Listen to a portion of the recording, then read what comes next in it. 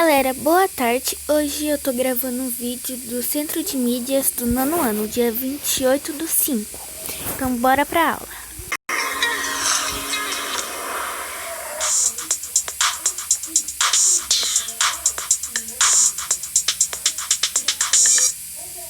Olá, boa tarde a todos. É um prazer imenso estar com vocês aqui no Centro de Mídias. E junto comigo está aqui o professor de Geografia, imenso prazer, professor Marcelo Suabe. Como está, professor? Opa, tudo bom, professor Antônio? Olha, é um imenso prazer estar aqui com vocês nessa aula de Geografia, né? Junto com o professor Antônio, que fez essa aula com muito carinho aí para vocês. Pessoal do nono ano, sejam bem-vindos ao Centro de Mídias de São Paulo. Aproveitem bastante a aula. Olha o tema da nossa aula.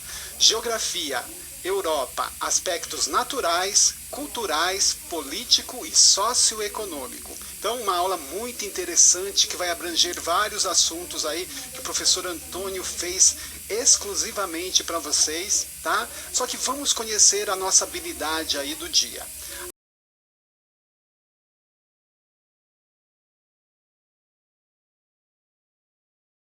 Analisar características de países e grupos de países europeus em seus aspectos populacionais, políticos, ambientais e discutir suas desigualdades sociais e econômicas e apropriação e pressões sobre os seus ambientes físico-naturais. Tá? Então a gente tem uma aula muito abrangente, muito interessante sobre a Europa. Participem, eu vou estar aqui acompanhando vocês pelo chat. Tá? Coloquem aí dúvidas, coloquem questões, coloquem colocações que vocês quiserem. Fiquem à vontade, alunos do nono ano, os estudantes aí de casa. Mas então vamos começar a nossa aula, professor Antônio. Vamos começar, né? Obrigado, professor Marcelo, pela participação. Lembrando a vocês que essa aula faz parte aí do currículo para o nono ano. E antes de começarmos o assunto sobre a Europa e seus aspectos, vamos começar com um diálogo, com 3 perguntinhas básicas para vocês estarem relacionando o conhecimento que vocês têm em cima do assunto sobre a Europa. Então vamos à tela aí e vamos dialogar. Prestem atenção. A primeira pergunta aí que eu coloco para vocês é o que você conhece sobre o continente europeu. A segunda é cite 3 países europeus. E a terceira, qual oceano está entre a Europa e a América? Então, é importante vocês retratarem a situação. No chat, participem. Lembre que o chat é uma ferramenta esplêndida para vocês estarem participando da aula. E o professor Marcelo vai estar acompanhando aqui as respostas de vocês. Correto? Então vamos deixar as perguntas na tela e vocês terão um tempinho rápido para vocês estarem respondendo. Até mais.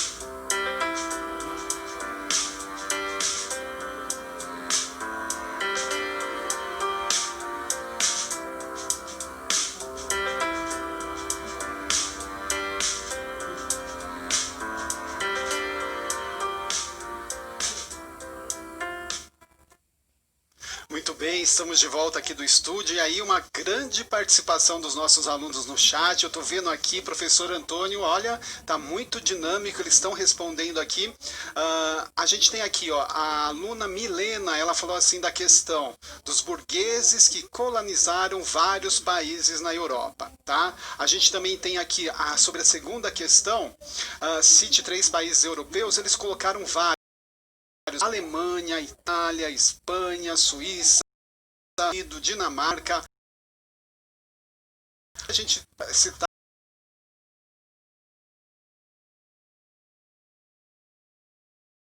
a questão qual oceano está entre a Europa e a América também responderam muito bem. Oceano Atlântico, professor.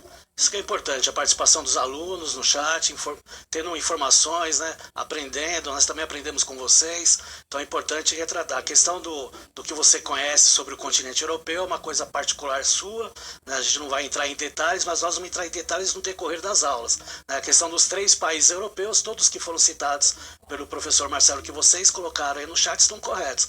Tem que lembrar que são 50 países, então não falta país aí para estar colocando entre os 3, né, professor? Agora a questão do oceano, perfeito. O Oceano Atlântico, né? Lembrando aí das grandes navegações que também veremos aí retratarmos nesse assunto. Né? Porque quando nós falamos de Europa, nós lembramos que é um continente com um histórico antigo, por isso que ele tem a denominação de velho continente.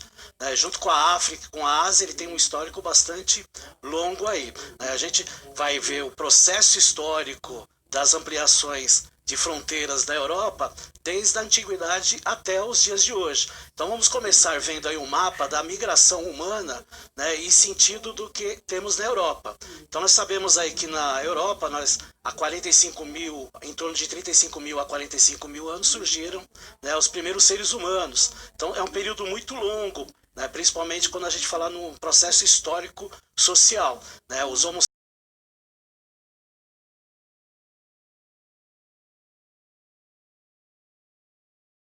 o homem sábio. A ação que nós temos com a profundidade dessa antiguidade da história da Europa, ele é muito longínqua, de milhares e de milhares de anos. Né?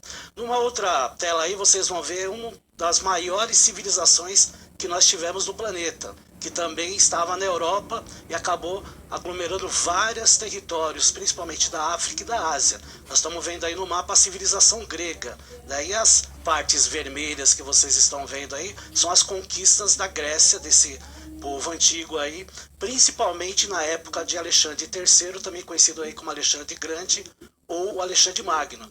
Então essas extensões territoriais trouxeram grande importância cultural e social para os países da Europa, principalmente os países conquistadores. Né? Nesse caso aí nós vimos a Grécia.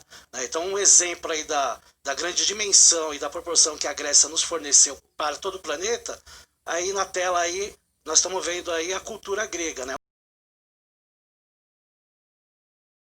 O Partenão, né? O Partenão, ele é um templo, né? Ele foi oferecido aí a deusa Atena, né? Mas tem outras histórias referente a esse, né? Esse templo, né? Que é uma das inúmeras informações culturais que nós temos aí da Grécia. Então, toda vez que a gente fala em Grécia ou fala de Europa, a gente lembra muito da cultura, muitos desses aspectos culturais que nós temos aí, que muita gente quer viajar para a Europa até para conhecer na questão Europa, né, na questão cultural. Né? Tem alunos que querem conhecer, querem ir para a Europa para jogar bola, né, professor? É verdade, o futebol ali a gente pensa nessas questões, né? Tanto a questão cultural, né? A questão dos prédios históricos, a história muito rica da Europa, né? E também a gente traz um movimento mais atual, né? Do futebol, de você poder acompanhar, poder assistir os grandes jogos que tem ali na Europa. Eu acho que faz um casamento muito bacana, o histórico para a gente muito forte, né? E analisando ali o mapa que a gente está vendo ali, a questão,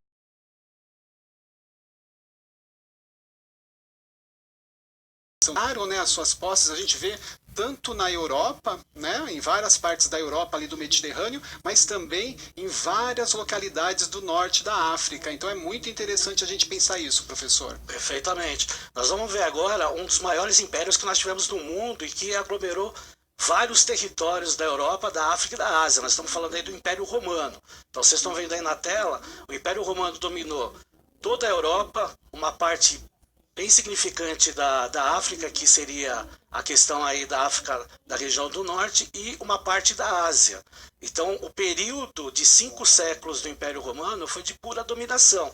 E isso também influencia na cultura da Europa, né? Até hoje nós temos essa questão cultural, né? Lembrando que, com o passar do tempo, obviamente, a Roma perdeu, né? O Império Romano perdeu o poder pela extensão territorial que ele tinha. E é importante retratar isso, né? Principalmente em geografia, a gente retrata muito essa questão do domínio territorial que perfazeu até a Segunda Guerra Mundial, né? Então, a intenção era sempre de conquistas de território, né? E como não podemos deixar de dizer, tanto o Império Grego como o Império Romano também deixou muitas culturas e muitas questões aí literárias aí para a nossa região. Então, por exemplo, nós temos o Coliseu, né? O Coliseu é um claro exemplo da cultura arquitetônica de Roma, que até hoje tem lá na região lá da capital da Itália, né? Era um anfiteatro que tinha inúmeras festivais, e principalmente as lutas entre os animais e os escravos que eram lá conhecidos naquele período, né? Era um anfiteatro que poderia ter até denominado, né, o pão e o circo, né, para atrair as populações, e no Império Romano já quase no seu final, tá certo? Agora nós temos aí a dissolução do Império Romano na Europa pelos que eles denominavam de bárbaros. Então a gente observa vários reinos aí no século V, né, porque Roma acabou sendo destituída do reino em 475 depois de Cristo.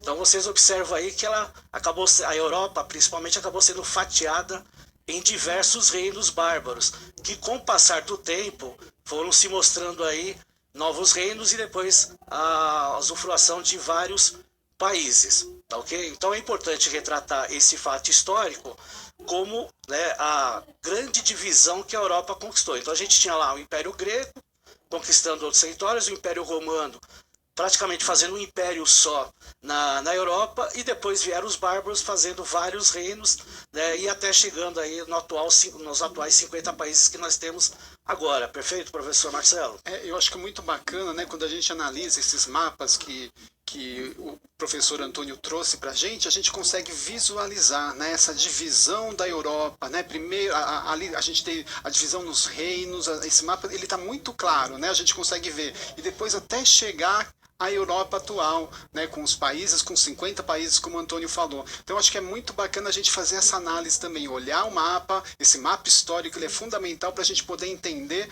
o mapa atual, né, a realidade atual que a gente tem dentro da Europa, professor. Perfeito. Aproveitando aí o assunto, vamos entrar aí numa problematização. Então vamos fazer um questionamento aqui para vocês. Pode colocar aí na tela quais impérios você conhece da Europa. Então vocês vão responder os impérios que vocês conhecem, os que foram de hoje, no neocolonialismo. Só não vão citar, obviamente, esses dois impérios que nós...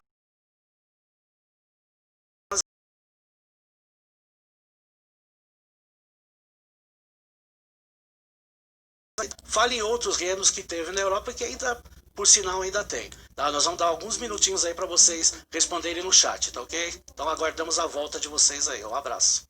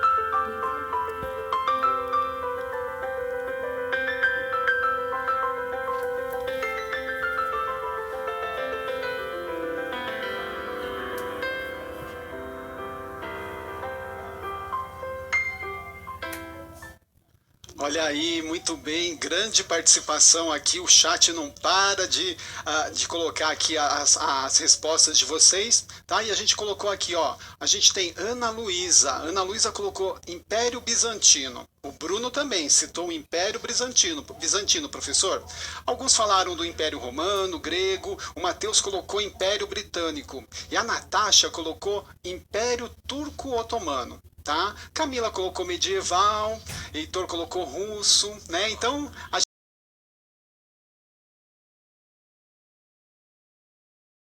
gente seis, né, professor? E aí, qual a análise que a gente pode fazer dessas respostas? Análise que dos impérios, que ainda temos aí o caso do Império Britânico, né, o Reino Unido, porque ele ainda é considerado um império, né, até porque tem 4 países na Europa que fazem parte do Reino Unido, fora outros 2, que é a Austrália, na Oceania, e o Canadá, que pertence ao Reino Unido. Caso o Reino Unido voltasse a ser o poderoso aí, estaria.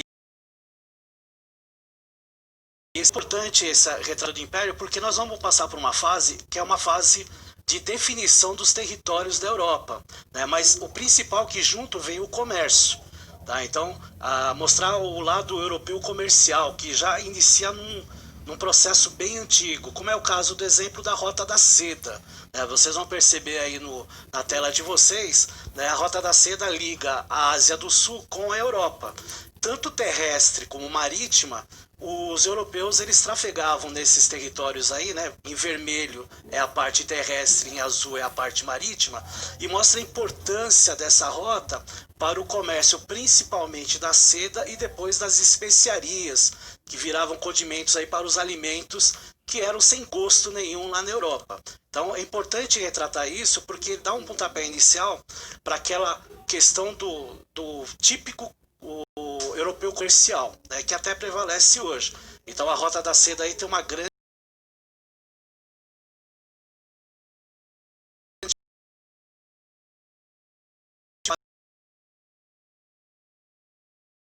a conhecer novos territórios, mesmo desconhecendo que havia um novo continente, que é o caso aí da América.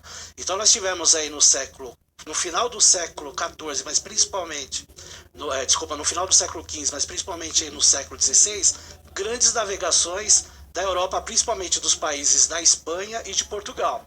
Então, no mapa de vocês observam aí que são 3 tratados que tiveram. A gente fala muito do Tratado de Tordesilhas, mas nós tivemos antes do Tratado de Tordesilhas o Tratado de Bula Intercoetera, que é aquele tratado que o Alexandre VI, o Papa da época, que era espanhol, fez a primeira divisão do mundo, né? Eles dividiram o mundo em 2, né? De um lado, o lado oeste para o Portugal, né?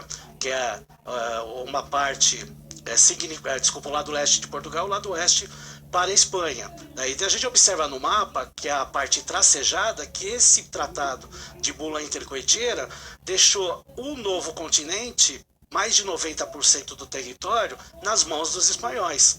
Então passou um tempo, os portugueses, descontentes com esse tratado que o Papa fez entre os 2 reinos, né, fez um novo tratado. E aí ficou aí o Tratado de Tordesilhas, que foi logo posterior. Aí sim, 370 léguas ou mais de 2.500 quilômetros da ilha de Cabo Verde fez com que a Europa, que Portugal tivesse uma parte do Brasil, né? E depois, logicamente, com o passar do tempo, ele se estendeu.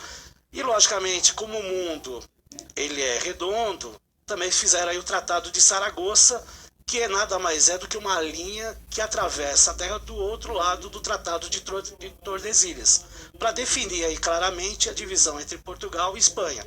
Só que nós sabemos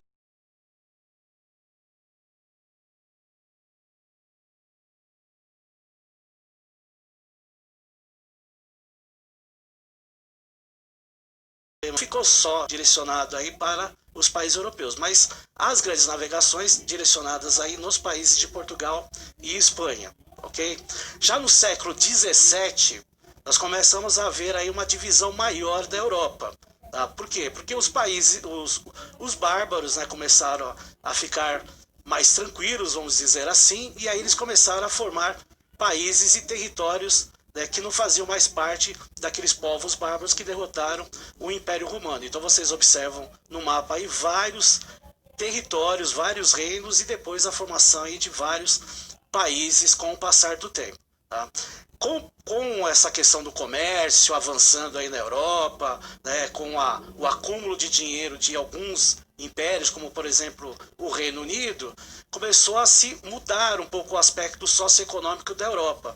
Em meados do século XVIII, né, com o descobrimento aí do vapor, né, e a introdução da máquina de tear de James Watt, foi introduzida aí na nossa sociedade a famosa Revolução Industrial, que ela acontece aí em meados do século XVIII, e aí vocês veem na imagem, né, uma imagem de uma fábrica, né, de tear e a substituição do artesão pela fábrica, na qual as pessoas que trabalhavam com a parte de artesão em suas residências começaram a ficar nas fábricas, nos galpões das fábricas, atrás das máquinas e produzindo com uma maior quantidade. Então a importância da Revolução Industrial na Europa ela é muito grande economicamente, primeiro que mostra um poderio maior econômico entre outros continentes e principalmente a questão de dominação, né? Vale lembrar que nós tivemos aí a colonização da América no final do século XIX e no século XX tivemos aí a colonização africana e uma parte da Ásia aí falando que nós denominamos aí de neocolonialismo. Outro mapa, né, colocando aí o século XIX, já com uma divisão bem maior, né, dos países, já aparecendo, né, outros países que se tornam independentes aí dos impérios, né, mas ainda nós temos vários impérios aí, o Reino da França, o Reino da Espanha, o Reino Unido, o Império Austro-Húngaro, né, que vai aparecer também, o Império Russo, que foi citado aí no chat aí por um das alunas, isso é importante retratar. Então, até o século XIX, nós temos aí vários impérios. Acontece que esses impérios, eles são sedentos por territórios. E eles querem conquistar novos territórios, até porque os impérios sempre tiveram essas características. Então, com o passar do tempo e com certas intrigas que aconteceram na Europa, teve aí a Primeira Guerra Mundial. A Primeira Guerra acabou definindo vários territórios após o término dela e formando outros novos países. Então a gente vai observar o mapa aí da Europa da Primeira Guerra Mundial. Então nós temos aí, de um lado, o Império Austro-Húngaro, a própria Rússia, né, que nesse período ainda era um império, mas que depois, em 1922, se transformou na União Soviética. Temos aí o Reino Unido e a França, que são opositores dos alemães, que está lá denominando como Império Alemão, porque a gente tem que entender que a Alemanha ela se torna um país somente um junto com a Itália. Então eram vários povos germânicos formando o Império Alemão. Com o passar do tempo e ao término da guerra,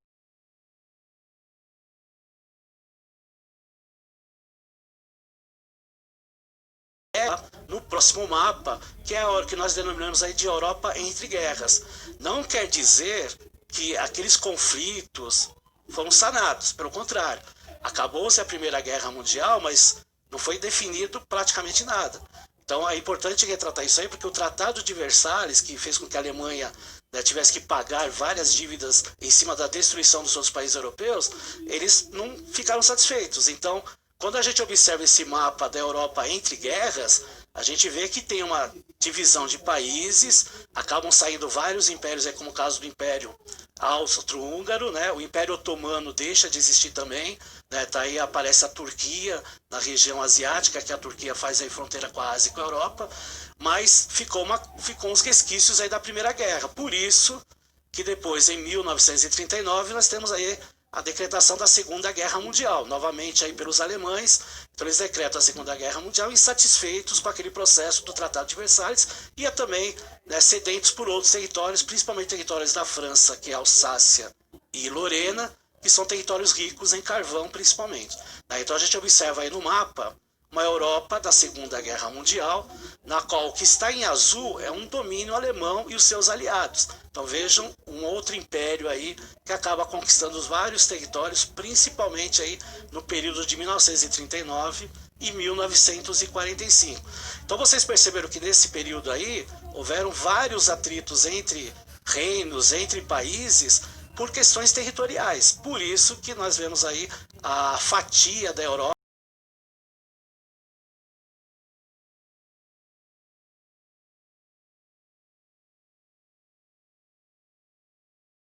uma divisão territorial, mas houve uma divisão de continente. Né? Então observe aí no mapa, do lado leste nós temos a dominação da União Soviética com os países aliados, né, que nós chamamos aí do Pacto de Varsóvia. E aí do lado leste nós temos, do lado oeste nós temos aí os Estados Unidos, capitalista, e os seus aliados aí, principalmente a Inglaterra, né, o Reino Unido e a França, que são os dois maiores aliados aí nesse período aí de Guerra Fria, e considerando até hoje a Inglaterra como um dos maiores aliados dos Estados Unidos. Tudo bem, professor Marcelo? Eu acho bacana, né, essa análise aqui que o professor Antônio está trazendo para a gente, né? Essa sucessão, né, de guerras, impérios, dominação. E a gente lembra do geógrafo, né, o Yves Lacoste, professor. Perfeito. A primeira coisa que vem na cabeça, né, Yves Lacoste. A geografia serve em primeiro lugar para fazer a guerra. E está aí mostrada, né, está aí ilustrada através dessa sucessão de mapas. O quanto as guerras influenciaram a divisão da Europa até chegar no momento atual, né? Então é muito bacana a gente pensar o quanto a história, o quanto a evolução histórica e a sucessão de guerras, a sucessão de conquistas trouxeram essa dinâmica, essa visão que a gente tem, essa divisão que a gente tem da Europa atualmente, professor. Exatamente. E lembrando, até o senhor acabou lembrando do Lacoste, eu lembro do Haxel, né? Que falava que um império, para ele mostrar que era império, tinha que conquistar territórios. E Hitler gostou muito dessa ideia na época, né? Bom, vamos agora continuar aí com uma atividade complementar, só para vocês responderem o que vocês...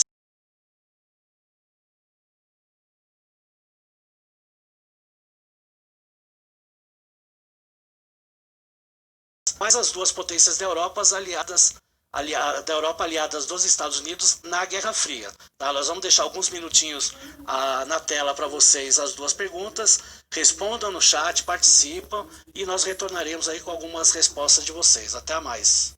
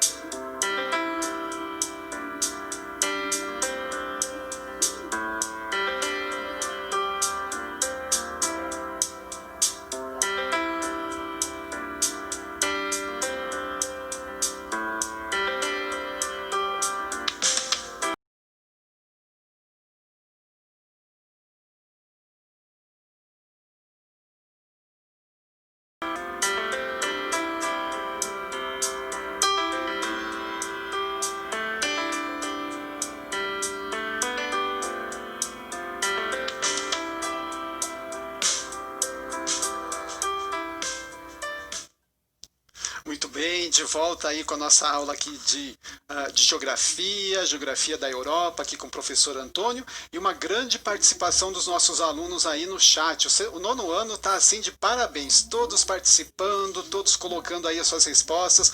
A questão 1, a Rafaela colocou Portugal e Espanha, tá? E o Theo colocou para a segunda questão, professor, Reino Unido, França e Rússia. Mas muitos colocaram Portugal, Espanha, muitos estão participando, professor. Perfeito, é isso aí mesmo. Então, quem se beneficiou com o Tratado de Tordesilhas foi Portugal e Espanha, né? E os maiores aliados capitalistas dos Estados Unidos durante a Guerra Fria foi o Reino Unido, né? A Inglaterra com a França. Até citei para vocês aí, deu até uma chance aí para vocês. Agora nós vamos entrar na terceira e última parte aí da aula, falando sobre alguns aspectos da Europa. Então vamos ver primeiro a localização da Europa no globo. A gente vai ver aí, essa imagem é interessante porque ela mostra claramente que a Europa é uma península da Ásia. Então, fisicamente, nós denominamos esse continente como Euroásia. Por quê? Porque a Europa é uma península. A extensão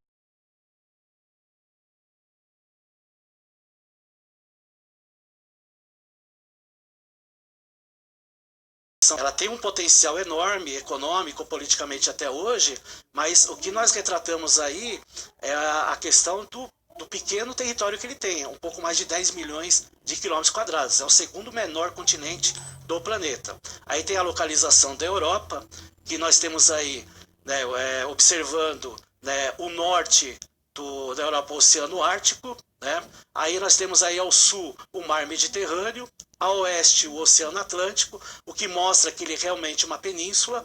Ao leste nós temos a Ásia, o continente asiático, que é o grande continente físico, fazendo com que a Europa seja a península dele.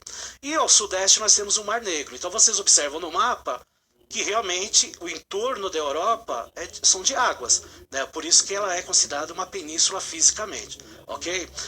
Localizando ele através, né, das linhas imaginárias, vocês vão observar aí no mapa que nós temos aí, né, a linha de Greenwich que ela atravessa, né, tanto é que o meridiano de Greenwich, o ponto zero é em Londres, que é na Europa, na Inglaterra. Nós vemos que ele está ao norte da linha do Equador, então ele está na latitude norte, na longitude oeste-leste, né? Então ele tem uma clara relação com toda a latitude norte, o que faz, né, as características climáticas da Europa ser temperado, como a gente vai ver mais para frente, né? No próximo mapa vocês vão ver aí a divisão política dos 50 países, então atualmente como é a divisão política da Europa, tá claro? Então passa o próximo mapa, que vocês vão observar lá. Isso, aí temos os 50 países aí. Então veja que tem países, por sinal, o maior do mundo, a Rússia, está na Europa, e o menor do mundo, que é o Vaticano. O Vaticano é considerado um país porque ele tem território. Lembrando que toda nação que tem um território é denominada de país. Tá?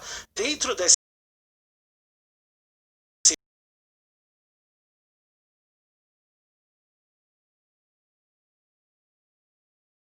Jutlândia, tá, que vocês podem acompanhar aí na tela. Nós temos aí a Península Itálica, né?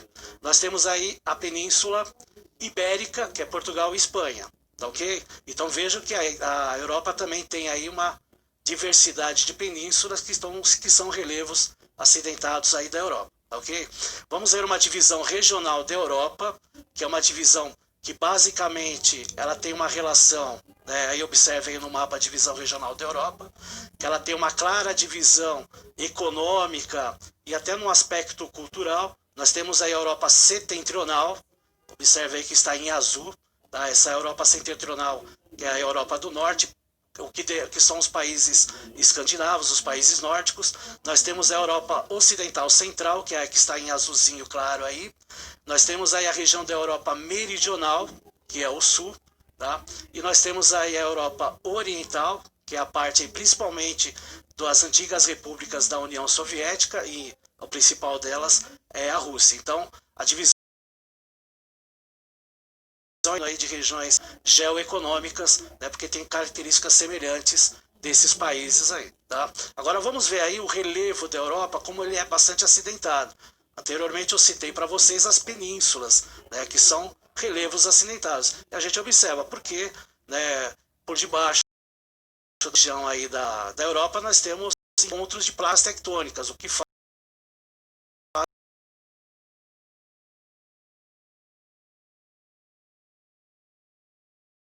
ao mar. Okay? Então o relevo da Europa é bastante acidentado. Como o relevo tem uma diversificação muito grande com planícies e montanhas, nós também temos a vegetação da Europa.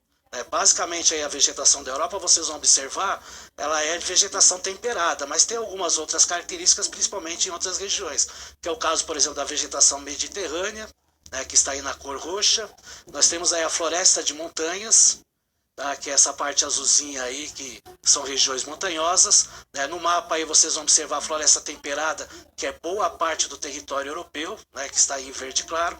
As taigas, né, também denominadas de coníferas, né, os pinheiros, né, que na América se fala das florestas de coníferas, que está em verde escuro. e a tundra, né, de musgos e líquens, dessa tipo de vegetação mais fria, né, uma vegetação mais polar. E aí, no final, né, numa região mais próxima aí da Ásia, as estepes, que são regiões mais secas, tá ok? Logicamente, como nós temos a vegetação típica temperada, o clima também é típico temperado. Então vocês vão observar aí no mapa que a gente tem aí o clima da Europa, né, que ele predominantemente é temperado. Nós temos o temperado frio mais ao norte, que está em azul escuro. Nós temos o clima polar, que está praticamente na região polar.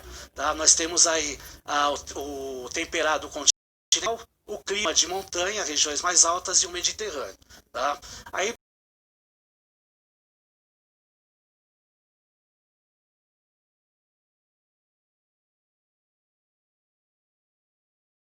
os principais ilhas, o rio Volga, que é o maior, tem o rio Danúbio e o rio Reno, que corta aí boa parte da Europa e desaguando no Mar do Norte.